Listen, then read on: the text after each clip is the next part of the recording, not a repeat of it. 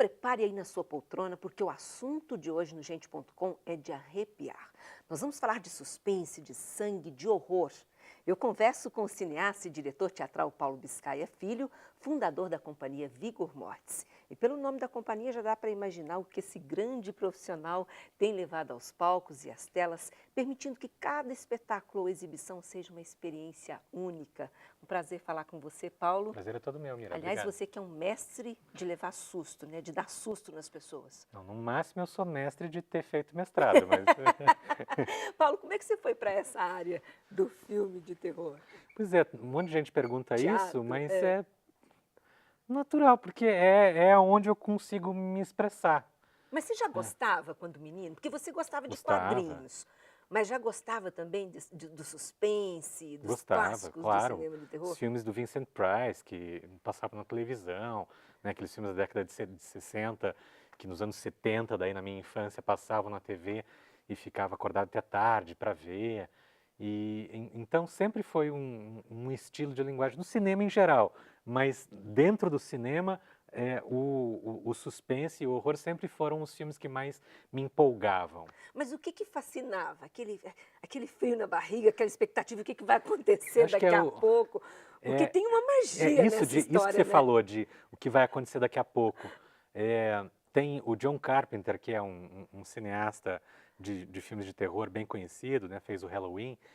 Ele fala que quando a plateia está vendo um filme de terror, a primeira regra para fazer um bom filme de terror é que a plateia tenha consciência de que há um monstro e que o primeiro monstro que existe, o maior monstro que existe, é o diretor do filme. Então, que vai ser capaz de manipular, de conduzir a plateia por lugares estranhos. Então, essa brincadeira de colocar as pessoas dentro de um carrinho de montanha-russa é algo que me fascina E aí esse bastante. monstro que de repente está todo mundo lá quietinho assistindo, joga sangue na plateia, né? É, esse, Você. não, mas esse é a plateia. Aí que foi, quando a gente fez o Bloodorama foi um esquema que, é, junto com a Diana Moro, da Moro Filmes, que é a distribuidora dos meus filmes, nas primeiras exibições do Nervo Craniano Zero, que é Sim. meu longa mais recente, eu queria fazer com que a exibição fosse Uma inesquecível. experiência Uma mesmo. experiência, algo que você dissesse, que fosse presencial. Que você dissesse, eu estava lá.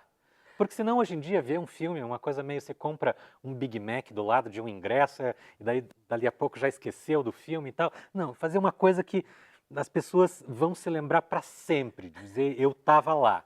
E uma das Se coisas, lembrar o extremo. me lembrando de um diretor que eu gosto muito, que é o William Castle, que no final dos anos 50 ele fazia essas brincadeiras de dar choque nas pessoas e de fazer esqueleto voar por cima e tal. Aí pensando nisso, eu disse, vamos fazer o tal do Bloodorama, que é um nome que a gente inventou Sim. para jorrar sangue em momentos sangrentos do filme. Aí a gente dava capa de chuva plástica dessas descartáveis para as pessoas na entrada Mas ninguém e sabia que era sangue. não, sabiam que ia ter sangue. Tanto sabiam que a gente tinha 2 dias de exibição. Tinha sessões à tarde, que eram secas, e a sessão à noite, que era com a chuva de E aí sangue. lotava. As sessões à tarde não chegou a lotar, mas à noite dava para a gente ter feito 5 sessões que tinha gente dando volta na quadra. Que ótimo, Todo mundo gente. queria se encharcar de sangue.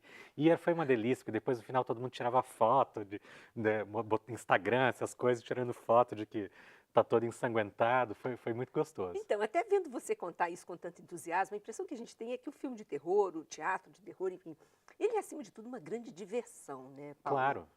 Tem também esse que eu estava falando agora há pouco, antes de começar o programa, um livro chamado Filosofia do Horror, de um sujeito chamado Noel Carroll, que, enfim, trabalhou tese de doutorado dele a partir disso.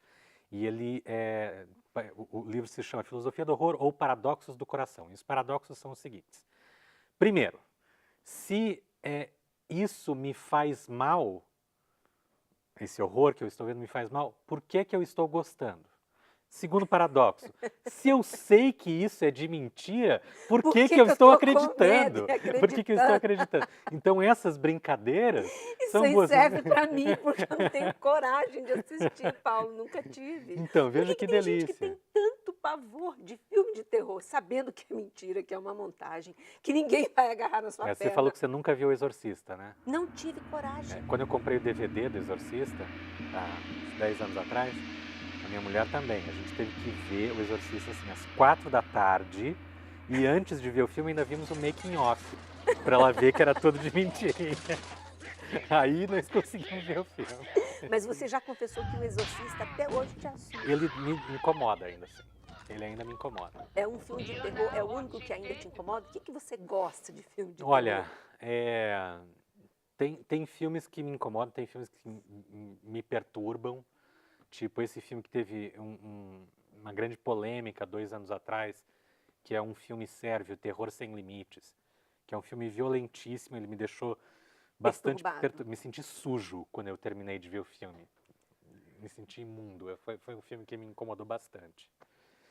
E o Exorcista, como eu falei, eu acho que pelas interpretações, eu acho que é daí, inclusive, que vem a minha paixão por trabalhar os meus filmes a partir dos atores, não a partir da história. Claro, a história também vai conduzir os atores, mas da história sangrenta, que eu digo, não a partir dos efeitos que eu posso ter, não, mas a partir dos atores. Isso acho que também porque eu venho do teatro, então os atores Sim. são a coisa mais importante, assim. Então, já que você falou dos atores, nós gravamos algumas entrevistas com atores que trabalham Ai, na meu Companhia Deus do Vigor céu, Mortis. que A gente medo. vai começar a Agora eu tô mostrar. Agora você apavorado. está com É medo, isso que me né? deixa mais apavorado. Vamos ver. Bem, em 1997, eu estava no segundo ano da FAP, eu fui ter aula com o Paulo. E eu lembro que logo nas primeiras aulas a gente tinha que fazer uma cena, e eu fiz uma cena da valsa número 6. E eu acho que ele gostou, porque depois daquele dia ele me chamou para conversar. E falou assim, olha, eu estou montando uma companhia de teatro, a Vigor Mortis. Você não quer vir sábado no ensaio para a gente fazer um teste? A primeira improvisação que eu fiz era uma cena que, acho que não sei se era o Demian ou o Leandro Daniel mesmo, que vinha com uma arma e colocava na minha cabeça. Mas era improvisação. Daí eu comecei a gritar, fiquei histérica lá dele. Ah, legal. Depois disso ele ficou falando que, nossa, teu grito é super bacana. Não, você vai entrar na Vigor Mortis. Então eu acho que eu entrei pelo grito na Vigor Mortis. Ele chegou assim pra mim e perguntou pra mim, você tá morando no Rio, né? E eu tinha acabado de voltar pra Curitiba, não ia mais morar no Rio. Daí ele falou, estamos no Rio com uma peça e precisamos de uma pessoa como você pra trabalhar no bastidor, na sonoplastia, no vídeo. Ah, tô morando no Rio, sim. E daí eu voltei pro Rio e comecei a fazer o Graphic, que é um espetáculo que fez 2 meses de temporada no CCBB. E eu fiquei lá essa temporada, ele tinha uma sequência de viagens com a peça, ele perguntou se eu topava fazer, e fui ficando, e tô até agora, desde 2006. Queria que eu substituísse uma atriz no Manson, que era uma peça, nesse nesse teatro, teatro. inclusive. Que era uma peça que eles estavam fazendo. E eu fiquei numa mistura de pânico e felicidade, porque eu realmente era muito fã dele.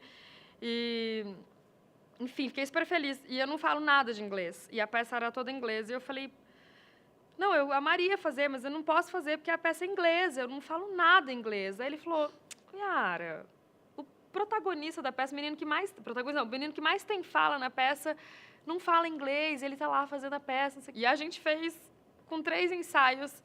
E aí eu realmente pude conhecer o Paulo. Eu comecei a trabalhar com a Vigor Mortis, na verdade, operando luz do Morgue Story, que foi em 2004.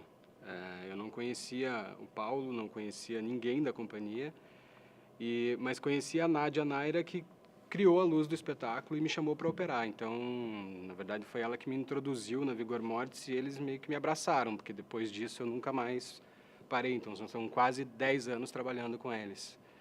Cara, é muito legal trabalhar com o Paulo, porque tem essa coisa dessa viagem por essas linguagens todas que ele junta, né, que ele mistura, é uma mescla de cinema com quadrinhos e outras referências e efeitos especiais. Então, enquanto iluminador, é sempre um desafio. Isso é uma marca muito forte do Gente, seu eu falei trabalho. que era meio Ó, J. muito Silvestre, legal, hein? isso é só a vida. Que já... Não vale se emocionar, porque tem mais, Não, mas tem que, mais. ai meu Deus do céu. Mas você falou aí do foco no ator, eles amam esse trabalho, o trabalho da companhia, enfim. E tudo isso, essa mescla que você faz, como ele citou, né? Da linguagem, do roteiro para o teatro, que também pode ser adaptado para o cinema, porque você já trabalha. É um espetáculo cenográfico, né? É. Como é que isso... Você sabe que é uma coisa engraçada. Eu estou muito feliz, muito bem resolvido, não preciso de terapia para isso. Mas o pessoal de teatro sempre fala que eu sou cinematográfico demais. Pois é, E o pessoal de cinema fala que eu sou teatral, teatral demais. demais. Então eu estou ali E no aí meio. você ainda coloca a tecnologia e faz uma coisa Aí eu tô única ali com no essa meio, mistura. exatamente. Até uma vez que estava fazendo uma peça com a Mariana, que é uma das coisas mais legais assim que eu mergulho assim de ter feito, que era uma peça chamada Garotas Vampiras Nunca Bebem Vinho, e que era só a Mariana em cena, e ela contracenava com atores que estavam em vídeo, projetados em vídeo. Então meio que se misturava o que estava projetado com ela e tal, mas era um monólogo, era ela. E aí uma vez uma crítica, quando a gente apresentou no Rio, saiu dizendo o que aconteceria, falando mal a crítica, o que aconteceria se por fim nós retirássemos aquela última atriz dali. E eu lendo a crítica eu disse, já existe, chama-se cinema, né? Então o que eu gosto é justamente dessa área crepuscular, que não é nem uma coisa nem outra. Eu gosto disso. Hoje em dia é uma bobagem você dizer que isso é artes plásticas pura, isso é cinema puro. Não, as coisas elas estão se misturando entrelaçado, bastante, né? E eu gosto de explorar essas áreas meio acinzentadas entre uma coisa e outra. Mistura tudo e dá um espetáculo único. Aliás, essa é a sua marca, Paulo. A gente vai fazer um breve intervalo e daqui a pouquinho nós vamos voltar conversando também, falando do que ele tem medo e a opinião dele sobre os filmes de terror de alguns anos atrás e o trabalho que vem sendo feito agora. E ainda esse termo trash. O que o Paulo acha disso? A gente já volta.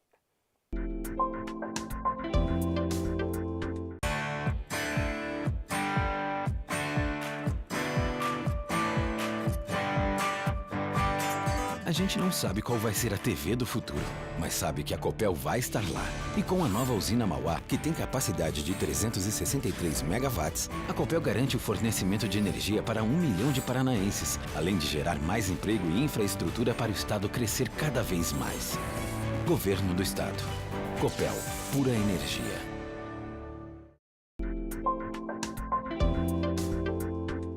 Estamos de volta com Gente.com, hoje conversando com o cineasta Paulo Biscaia Filho. Há pouco nós falávamos sobre o filme trash.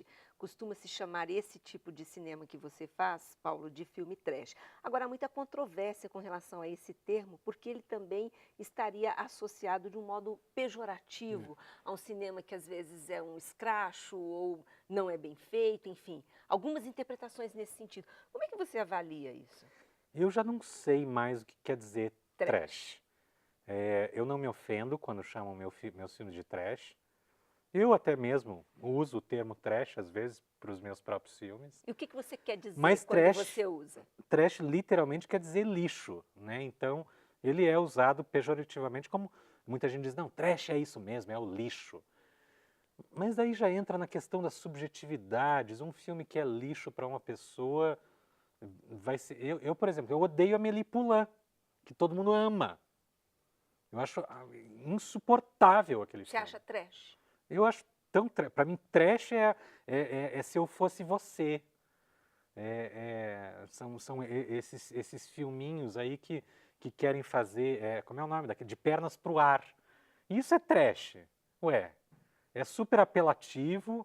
Só porque custou 10 milhões de reais, deixa de ser trash? O comercial trash é não trash? Tem. Claro, imagina. O comercial pode ser tanto ou mais trash, no sentido pejorativo, do que os filmes independentes, do que os filmes que são feitos com 200, cento e poucos, 300, 500 mil reais. E é engraçado isso, porque é uma coisa daí do Brasil, do mercado brasileiro, que tem essa mania de dizer, esse filme é trash e tal, então ele merece a sarjeta. E daí se separa. Então são os filmes de baixo orçamento, que ficam ali na sarjeta, e os filmes que custam mais de 3 milhões, que daí esses merecem atenção. Esses são cinema de verdade.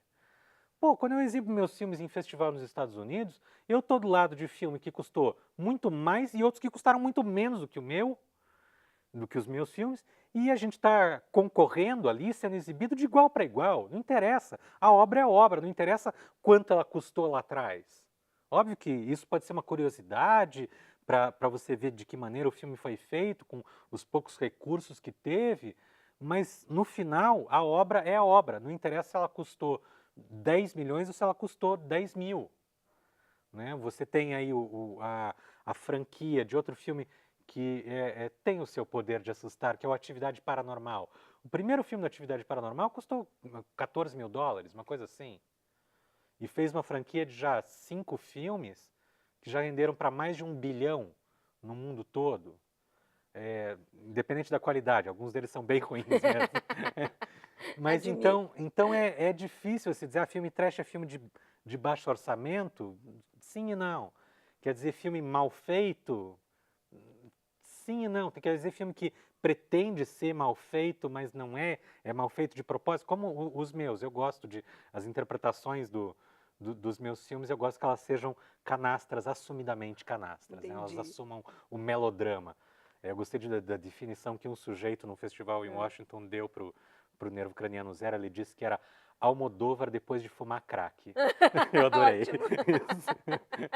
Mas até por isso, por exemplo, às vezes a imprensa faz algumas observações de que não está sendo feito filme de terror no Brasil, e isso costuma irritar, você mesmo já demonstrou isso, o pessoal que está batalhando, que está nessa área e produzindo muito, né? Porque assim, se você pesquisar um pouquinho, você já vai dar de cara com artistas super profissionais, dedicados, apaixonados e talentosos nas suas áreas. Peter Baestor faz filmes ruins assumidamente, se diverte com isso e diverte as pessoas junto. Rodrigo Aragão é um dos melhores maquiadores de horror. Ele dirige os seus próprios filmes e faz as suas próprias maquiagens para os filmes. Ele fez o Mangue Negro, Noite de Chupacabra e mais recentemente o Mar Negro, que vai ter lançamento comercial, que conseguiu quebrar um pouquinho desse preconceito e vai ter lançamento comercial pelo Brasil inteiro. Rodrigo Aragão é um cara que também, ele é mais respeitado fora do Brasil do que dentro. Os filmes dele chegaram em DVD antes no Japão e agora estão começando a prestar atenção nele no Brasil.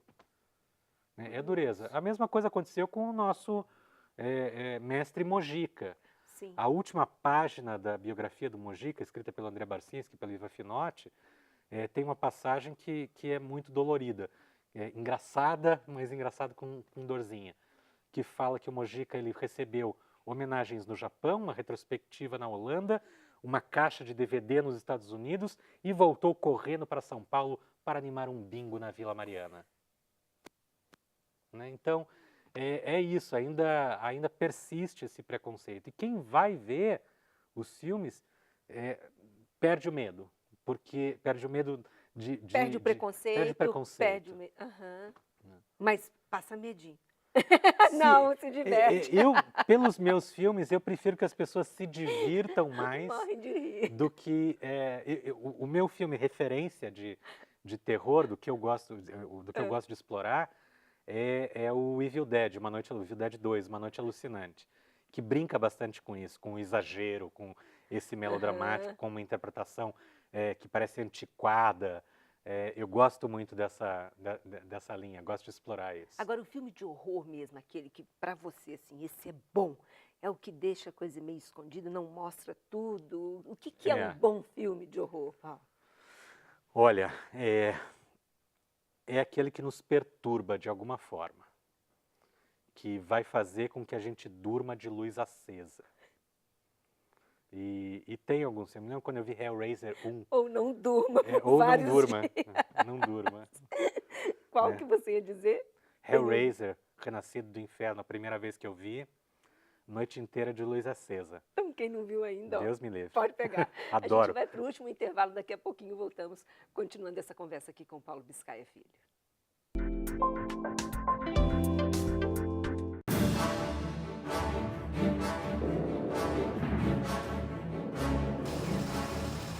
Nós trabalhamos para levar energia para você. Estamos acima do solo, embaixo d'água, dentro da noite contra o mau tempo. Trabalhamos com tecnologia, com rapidez, com determinação e vontade de levar sempre o melhor à cidade e ao campo. Antes das tempestades chegarem, nós estamos prontos para ir para a rua, para o campo, apostos para atender você e sua família. Não tem tempo ruim pra gente. Não tem longe, alto ou difícil demais. Pois o nosso trabalho é garantir a energia dos paranaenses. E isso nos dá um imenso orgulho, pois estamos fazendo o maior investimento da história da Copel. Governo do Estado, o Paraná em ação. Copel, por energia. O Gente.com de hoje volta falando de horror e o nosso convidado é o cineasta Paulo Biscaia Filho. Nós fizemos inclusive umas imagens, Paulo, de um workshop que você deu há pouco tempo, mostrando como é um pouquinho esse trabalho de bastidor, ele mostrando para os atores um pouco do que eles fazem. Se você quiser comentar, Paulo. Essa é a Ângela, que é a minha assistente de direção agora. Esse workshop... Ela sofre nas suas mãos, isso aí é o quê? Essa foi uma demonstração que a gente fez de luta cênica para um grupo de pessoas que estava fazendo essa oficina para depois entrar como figurantes na nossa peça nova.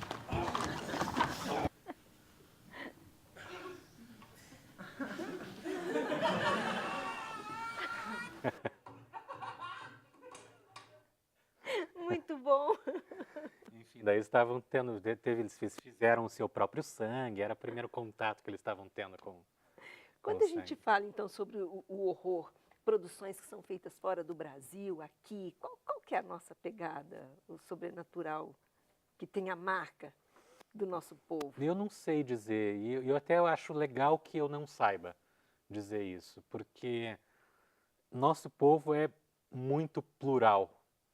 E então você vai ter uma visão do que é o horror na Amazônia, que daí você pode pegar uma série de coisas de folclore, das lendas e tal, e você pode ter uma outra visão de terror urbana de São Paulo, ou de Curitiba, ou de Porto Alegre. Então, eu prefiro dizer que eu não sei e fico muito feliz com isso. É tudo aquilo que nos cerca e que nos dá algum tipo de medo.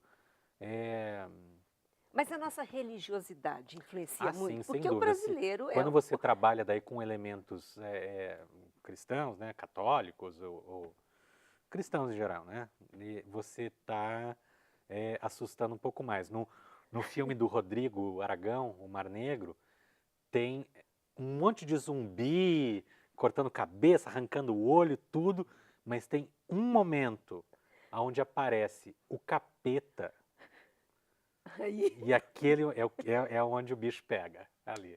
Literalmente o bicho pega ali. Quando aparece aquela imagem do capeta, aquele momento é o que vai te tirar o sono. Gente, vamos ouvir outro depoimento do pessoal que faz parte da companhia, falando um pouquinho sobre o Paulo e o trabalho dele. E eu fiquei muito encantada por ele. A gente tem uma relação meio pai, assim, às vezes eu chamo ele de pai, porque é muito carinho. Na verdade, assim, o Paulo não foi só meu diretor de teatro, o Paulo foi meu professor. Ele foi professor meu, tanto na faculdade, estudei com ele na faculdade durante 3 anos, e depois eu fiz a pós com ele. Então eu sou filha do Paulo Biscaia, nas artes mesmo. A gente se tornou, acho que até mais que amigo, assim, né? Do que até uma relação só de trabalho, assim, né? Ele é muito parceiro, assim, escuta a nossa opinião. Ele tem um momento petit, né? Tem um momento ali perto da estreia sempre, mas isso é de praxe. Outros diretores são piores. Tem momento petit. É claro, eu digo que se eu não tiver o meu petit de diretor, me caçam o meu registro profissional, né? O diretor tem que ter causar petit. medo. Você tem uma filha, né, de 8 anos, 8 é isso? anos. E ela fica assustada com os seus trabalhos, não? É um termômetro? Ela gosta de ver, ela acha mais nojento do que qualquer coisa os filmes, ela não se assusta tanto. Claro que eu faço uma seleção daquilo que ela pode ver. Mas ela se diverte bastante. Eu edito os meus filmes em casa, então ela está sempre circulando por ali, vendo um pedacinho ou outro, pedindo para entender para eu contar como é que é a história, para ela saber. Então ela vai aos poucos curtindo. E hoje em dia, assim, a gente já vê alguns filmes junto, tipo Todo Mundo Quase Morto, o Shaun of the Dead. Ela adora ver comigo. Ou Zumbilândia também. Ela tem uma época que ela estava vendo Zumbilândia 3 vezes por semana junto comigo e dava risada junto comigo. Então, ela sabe que aquilo é de mentira, ela tem o discernimento que aos poucos eu fui dando, porque também ela estava lá vendo o filme sendo editado, às vezes ela vai até no ensaio ou no set, então ela tem noção do que Paulo, aquilo e essas se diverte produções, junto. você chegou a comentar aí sobre custos, né, de produção e tal. Com quanto se consegue produzir um filme desse? Por exemplo, até queria que você citasse exemplo de alguma produção sua. Você tem várias que foram premiadas e, de repente, nem se investiu tanto e foi uma surpresa para você. Então, os meus 2 longas-metragens, o Morgue Story, Sangue, Barco e Quadrinhos, e o Nervo Craniano Zero, eles foram produzidos pelo Fundo Municipal de Cultura. O primeiro, Morgue, com R$126 mil, Olha e só. o Nervo com R$180 mil. Isso é uma fração, Nossa. né? Óbvio que a gente tem que fazer isso com muita parceria mesmo. No Nervo, em especial, a gente contou com a parceria da Local, que nos deu muita ajuda no equipamento para fazer o filme ter uma fotografia bonita que o Maurício Baggio faz a fotografia, que é super... Eu me orgulho bastante do jeito que o filme aparece, né? Ele tem uma aparência legal, uma aparência profissional, graças à fotografia do Maurício Baggio e da ajuda da Local. E, óbvio, a criatividade dos técnicos ali. No caso do Morgue, até foi engraçado, era para a gente fazer o cenário com parte do cenário da peça, só que o cenário da peça se perdeu. E daí, de última hora, a gente teve que se virar com material de ferro velho. O Fábio Alon, que era o diretor de arte, catou e montou um morgue muito mais bonito do que aquele que a gente tinha na peça. E então, com a criatividade dos profissionais, assim, outra coisa que eu me orgulho muito é ter uma equipe genial. A equipe que a gente tem ali, o Maurício na fotografia, a Vivi, a Diana na produção, o Demian Garcia, que faz uma trilha sonora super legal, o elenco... Que é super importante a trilha, né? O Fábio Alon no Morgue, o Paulo Vinícius no Nervo fazendo a direção de arte. Então, sabe, tem muita gente talentosa ali que faz de tudo para que o filme fique legal, tem vontade de fazer. Aquilo não é uma obrigação, é um prazer. Bacana. Que a gente tira um troquinho que, assim, o que dá para pagar as pessoas. E é o que dá para fazer um filme. Eu não estou dizendo que todos os filmes devem ser feitos desse jeito, mas pode ser feito desse jeito para que aconteça. E estão aí, viajando o mundo. Muito bom. Rapidinho, uma última pergunta. O que o público pode esperar? O que você já está preparando aí? Ixi, Maria, eu estou bem feliz hoje. Nessa madrugada encerrou a nossa campanha de crowdfunding para o DVD de Nervo Craniano Zero. Então, em janeiro, a gente vai ter o DVD. E daí, agora em dezembro, estreia a peça nova chamada Marlon Brando, Whisky, Zumbis e Outros Apocalipses. Vai ser minha primeira peça de zumbi. E vai ser ali no Vasquinho, antigo Forró Calamengal, com entrada franca, porque afinal de contas, no apocalipse zumbi, dinheiro não importa. E daí no ano que vem eu vou fazer minha primeira peça para a família, censura livre, que vai ser Lobos nas Paredes. Eu não chamo de peça infantil, que eu também acho pejorativo isso. Nem para crianças, não, é para a família. Muito bom. Prazer enorme Prazer falar todo com meu. você. Tudo de bom, um sucesso enorme. Para você também, obrigado. E o Gente.com fica por aqui. Até a próxima.